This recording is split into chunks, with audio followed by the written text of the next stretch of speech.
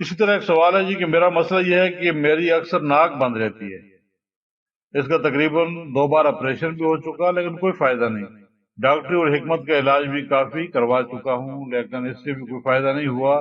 گرم چیزیں کھانے سے تقریباً ایک طرف کی ناک کھل جاتی ہے اور سانس پھنس کر آنے لگتی ہے، لیکن لیٹ جانے کی صورت میں وہ بھی بند ہو جاتی ہے اور سانس پھنس کر آنے لگتا ہے جس سے نیند نہیں آتی۔ دوا ڈالنے سے ناک کھل جاتی ہے، صرف 5 گھنٹے کے لیے واضح رہے کہ دوا ناک میں ڈالتے ہوئے اکثر حلق میں آ جاتی ہے۔ برائے مہربانی آپ یہ فرمائیں کہ روزہ ہونے کی صورت میں کیا میں ناک میں دوا ڈال سکتا ہوں؟ یاد رہے اگر وہ ناک میں نہ ڈالی تو ایک پل بھی نہ سو سکوں گا۔ برائے مہربانی اس کا وظیفہ بھی بتا دیں تاکہ یہ تکلیف دور ہو جائے، میرے دل سے بے اختیار آپ کے لیے دعائیں نکلیں گی۔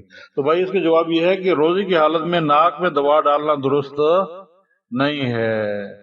ناک میں دوا ڈالو گے، کان میں دوا ڈالو گے، روزہ ٹوٹ جائے گا، اس سے روزہ ٹوٹ جاتا ہے۔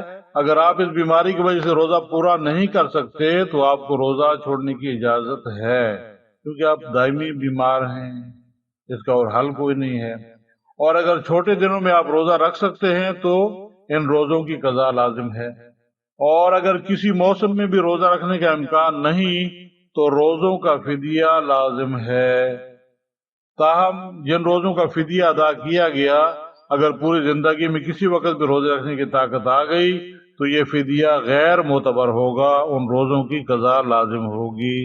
یہی مسئلہ بیمار کے لیے ہے، یہی مسئلہ بوڑھے بندے کے لیے ہے کہ یہ بوڑھا بندہ روزہ نہیں رکھ سکتا تھا، وہ ڈاکٹر نے کہا کہ یہ روزہ نہیں رکھ سکتا، تاعمر یہ روزہ نہیں رکھ سکتا، لیکن اللہ کا کرنا یہ کہ اس کو صحت مل گئی، توانائی آ گئی، تو اس کو بھی چاہیے کہ وہ روزے جن کے فدیہ دے چکا ہوا ہے وہ روزے جتنا کر سکتا ہے وہ رکھ لے، باقی معاف کرنے والی اللہ کی ذات ہے۔ واللہ عالم بالصواب۔